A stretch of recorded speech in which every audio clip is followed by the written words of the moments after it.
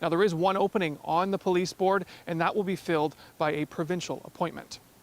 Jason Vio, CBC News, Windsor.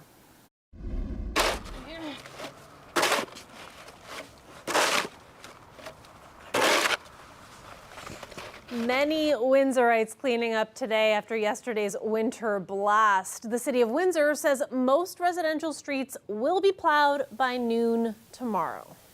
The process is good. I mean, yesterday was very challenging. It came in really slow, but then by noon it was quite tough. We had some whiteout condition, but by 2 o'clock we were able to caught up and maintain a pretty good traffic flow for the city of Windsor. Trucks were out today finishing the residential streets while others were out clearing their sidewalks. Actually, today temperature is high, so it's not difficult to remove the snow. So. How bad was it yesterday? Oh yes, actually, yesterday I was drive 100 for usually I take 30 minutes. So it is very, very bad situation for the driver at the snow days. Via Rail executives were grilled today by MPs on the Transport Committee over why Via left passengers stranded on trains when a winter storm hit over the holidays. In one instance, a 5-hour journey from Ottawa to Toronto turned into more than 18 hours of delays. And we know that there were significant delays out of Windsor as well. Ashley Burke has the latest from Ottawa. Days before Christmas, this is what stopped Train 55 in its tracks. But it's not what caused passengers to eventually call 911 for help. Via Rail's treatment did. It just sort of felt like you're like a caged animal. It didn't really feel too humane. Casper Baranin was among the passengers who had enough. After being trapped on board overnight near Cobourg, Ontario, by morning food and water ran out. Most washrooms were out of service, and he says misinformation from Via Rail hadn't let up. I think what was really crazy about it was, well, there's a lot of miscommunication. They're like, yeah, an hour and a half longer, and then, oh, maybe 3, and then, 3 hours later, it's like, yeah, so another hour. That was really frustrating. What was supposed to be a 5-hour train ride home, he says turned into a more than 21-hour journey. At a parliamentary committee today, Via Rail executives had to answer for it. There was misinformation we offered the passengers. We exacerbated the level of anxiety of those passengers on board. That included an email sent out telling passengers the tree had been removed when it hadn't. Obviously, they didn't take it well because they saw that the tree was still there. Certainly, over the course of 18 hours, one would think we could evacuate a train. We had passengers in a safe place with light and heat and access to washrooms. We couldn't access the train, or we couldn't access the train to evacuate them. Via Rail said it wasn't safe to guide passengers along this creek to a nearby neighborhood without power. But Baranin said the worst part was the lack of support from staff. The part that I found most annoying was they were still charging us for food when they were passing it out in water. That was like salt rubbed into the wound. We were selling food. That is against what we normally would have done. Once again, that's a failure on our part, and it caused anxiety to the passengers on board. So for that, I apologize. Via Rail said that on top of other refunds and travel credits, it will now reimburse passengers on that train for any food or beverages that they should have never had to pay for. Ashley Burke, CBC News, Ottawa. The World Health Organization will meet tomorrow to determine whether COVID-19 is still a global health emergency. It's the agency's most serious level of alert. But no matter what the decision, some experts in Canada say the risk is not over yet. Lauren Pelly explains. In 3 long years, we've faced public health restrictions, overwhelmed hospitals, and a race to get vaccines and tests. Before we had therapeutics, before we had vaccinations, we really saw a lot of patients, and many patients died, and it was tragic. Dr. Isaac Bogosh witnessed that loss firsthand in Toronto. Now he's among those waiting to see if the World Health Organization will end the global emergency. Even though it might not meet the criteria, that doesn't mean that the threat or the risk is over. Things are going to get better. But Dr. Allison McGeer says this virus isn't yet predictable, and it keeps finding new people to infect. Still, a sizable fraction of older adults have not yet had COVID. The WHO's own figures show 170,000 people died globally in just the last 8 weeks, and officials say it's likely an undercount. So this stuff's actually really cool. That ongoing toll is because it's tough to curb infections, even with vaccines, all because this virus has evolved to sneak past even the sharpest immune systems. We still need to generate better vaccines that are longer lasting and broader, and what the right strategy to do that will be is still a question. It's also unclear how the world will support the millions suffering lasting symptoms of long COVID. Those two burdens of disease, the acute and long COVID, are going to lead to an accumulation of people who are going to be sick. And that's going to be superimposed on a healthcare system that's already stretched. Researching how to treat long COVID or developing new vaccines, it all takes time. And some scientists worry if the global emergency is ended, support and funding might end too. That could leave the world worse off in our fight against COVID and whatever threat comes next. Lauren Pelly, CBC News, Toronto. Let's take a live look outside there. Yesterday's storm has passed, but we still get to enjoy a wintry landscape. And if you're actually enjoying it, we've got more flurries on the way for you. Colette will be here after the break, so talk us through it. Stay with us.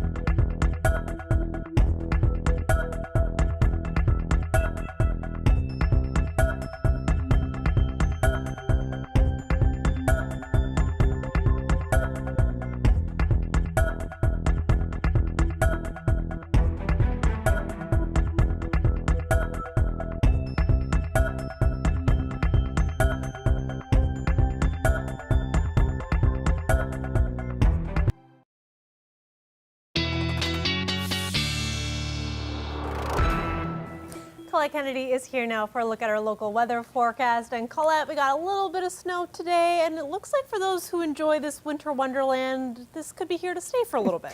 Yeah, it really is seeming like we are going to be having some of the coldest air of the season come in by the time we get to the beginning of next week. And I mean hanging around for a while. So everything we receive, and we've got a few systems lining up, it will be sticking around. As far as the storm that just passed through, well, the more impressive totals were in southern Quebec, where areas were talking about 30 centimeters, or in that neighborhood, 25 through Ottawa, and then you can kind of see the range there. Back towards southwestern Ontario, not as impressive some of the numbers, but we didn't expect that. 10 to 15 centimeters, Kitchener around 18 centimeters through that region. So, and then today, that dusting that we've been looking at with the flurries on the backside of this. Some of these temperatures we're looking at now, well, all of them are below freezing, so we have negative values, and then we factor in the winds, and the winds aren't very strong, but it's still enough to knock it down a few more degrees in terms of how it feels.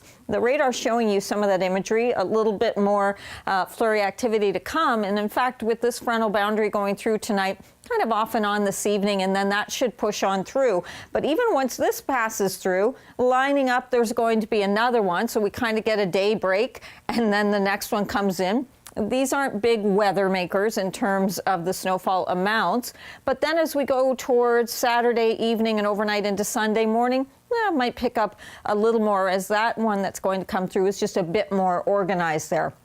Still nothing like yesterday.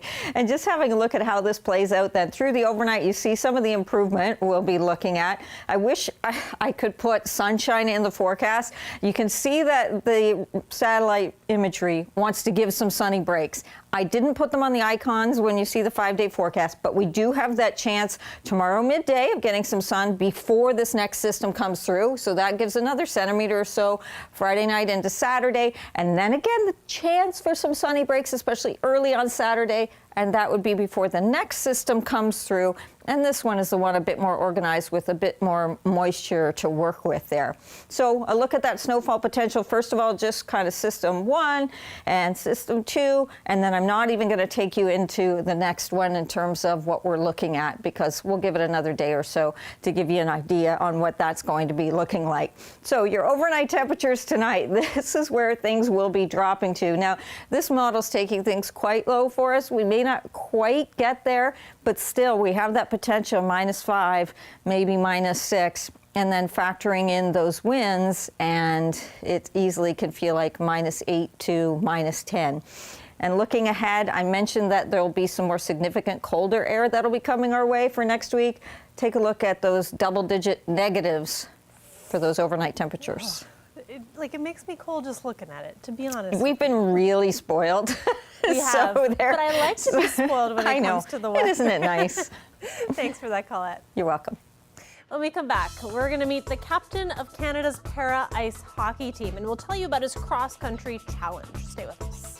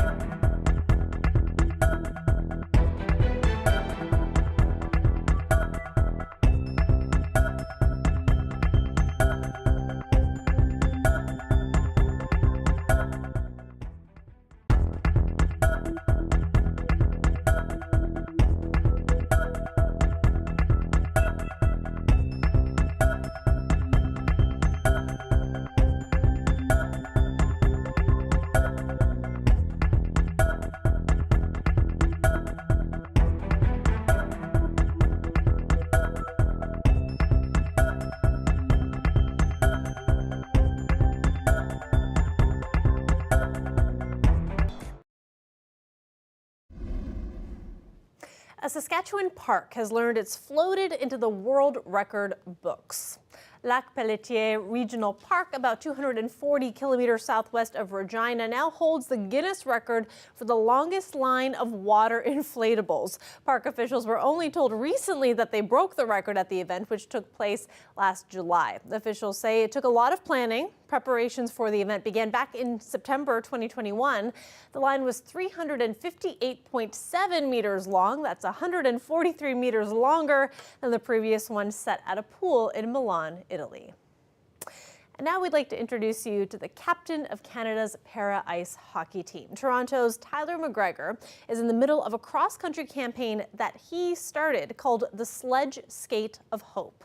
It's to raise money for the Terry Fox Foundation. Shannon Martin met him on the ice to learn all about the campaign, which he says is a challenge of physical strength and mental perseverance.